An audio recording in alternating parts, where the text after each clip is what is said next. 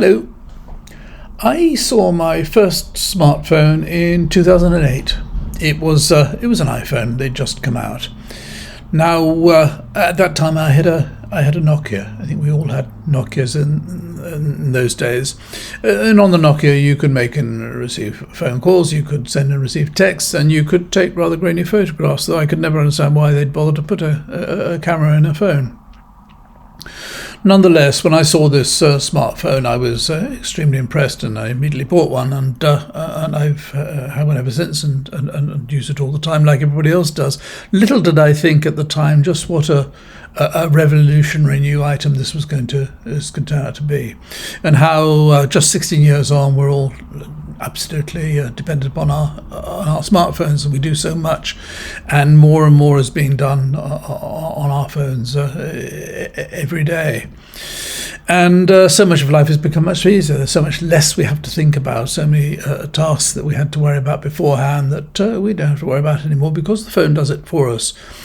And you have to worry, though, that is this technology making us all smarter, or has it actually made us dumber? Is it making us lazy thinkers? Is it taking away a lot of things that we once upon a time had to think about? I think, for example, when I started my first business, I had a business where I used to travel all over the UK, selling stuff out of the back of a van to retail shops, and I'd start off with a whole list of addresses, and I just drive around visiting all these shops. And to do so, I had to use an atlas. I had a big road atlas of the UK, a huge book, and I'd have to plan each route.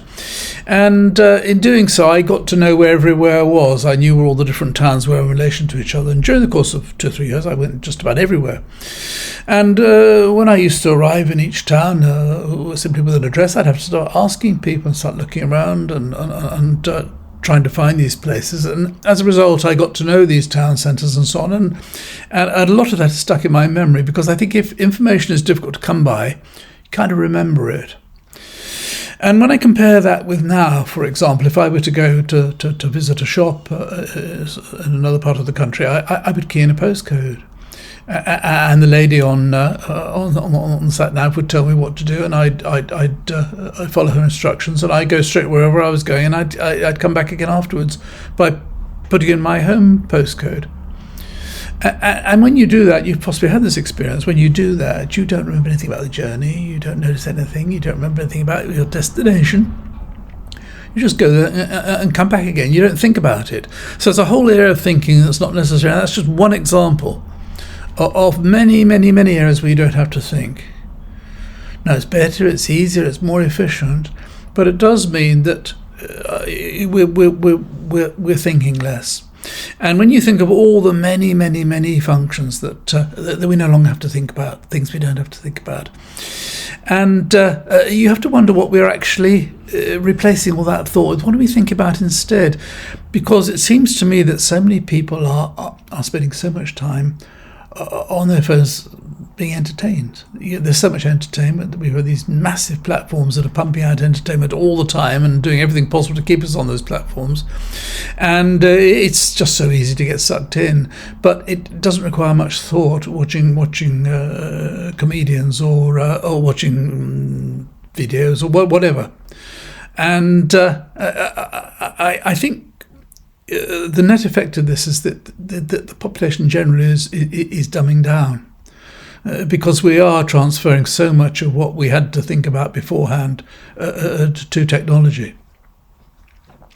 And when you think about how we only progress by thinking, by solving problems, by confronting challenges and figuring out ways of doing things, I think this ability to think is probably diminishing. And I think this is something we should be concerned about, especially when we're on the frontier of AI, which is going to take over even more of our thinking. And I think there are other problems. For example, I think we're losing social skills. You know, when you go out and you go on the tube and there's 30 people in the carriage and 28 of them are on their phones and nobody's looking around, nobody's thinking, they're just scrolling or chatting or whatever. And when you go to a restaurant and half the people are on their phones, and everywhere you go, people are on their phones all the time. Well, if you're doing something on your phone and it's quite likely being entertained, then you're not thinking. And this is, I think, a big problem. I think also our attention spans are much shorter nowadays. Before the internet, before smartphones and so on, if you wanted to know something, you had to, if you couldn't find someone to ask, you had to go to the library and look it up. I spent half my life when I was young in libraries looking stuff up because you wanted to know. Now you just get out Google and you find it in 30 seconds, and you probably forget it in 30 seconds as well, because this sort of what you might call cheap information, which is easily accessible, tends to come into your mind and then out again almost immediately. And I think also with this being so superfluous, so much of this information that we get online, I think we understand less because we don't ever stop and think and try and figure things out and work out why is this and why is that, and one thing let's just move on to the next thing. And I think also finally we're also becoming more and more dependent upon phones to make our decisions. We whereas before we'd have had to make certain decisions, we expect the phone to tell us how to do it now. And you have to say that if we hand over more and more of our thinking to phones, to the internet, then what's left for us? I mean, what are we here for? Is our function in life to be entertained? And I think there's a danger you end up with an awful lot of really dull people entertaining themselves and being entertained by a handful of extremely rich, extremely successful, and extremely powerful owners of all the big social media platforms. And whilst I think this technology, no one would want to go back. No one would say, no, let's